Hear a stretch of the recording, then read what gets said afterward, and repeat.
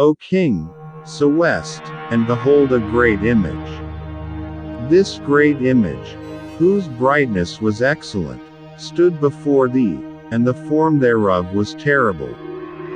This image's head was of fine gold, his breast and his arms of silver, his belly and his thighs of brass, his legs of iron, his feet part of iron and part of clay. Thou sawest till that a stone was cut out without hands, which smote the image upon his feet that were of iron and clay, and brake them to pieces. Then was the iron, the clay, the brass, the silver, and the gold, broken to pieces together, and became like the chaff of the summer threshing floors. And the wind carried them away, that no place was found for them. And the stone that smote the image became a great mountain, and filled the whole earth.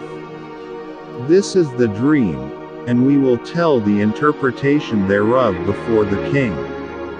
Thou, O king, art a king of kings, for the God of heaven hath given thee a kingdom, power, and strength, and glory.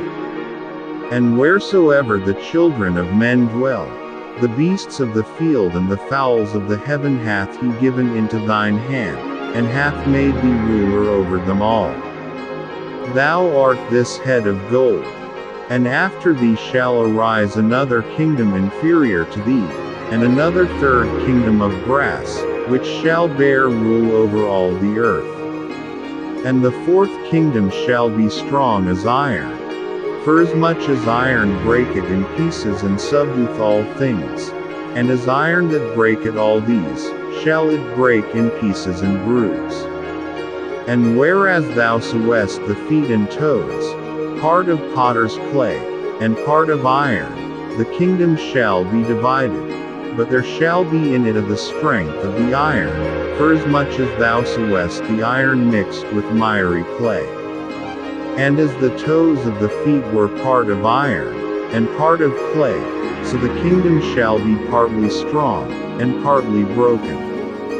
And whereas thou sawest iron mixed with miry clay, they shall mingle themselves with the seed of men, but they shall not cleave one to another, even as iron is not mixed with clay. And in the days of these kings shall the God of heaven set up a kingdom, which shall never be destroyed. And the kingdom shall not be left to other people, but it shall break in pieces and consume all these kingdoms, and it shall stand forever. For as much as thou sawest that the stone was cut out of the mountain without hands, and that it brake in pieces the iron, the brass, the clay, the silver, and the gold, the great God hath made known to the king what shall come to pass hereafter. And the dream is certain, and the interpretation thereof sure.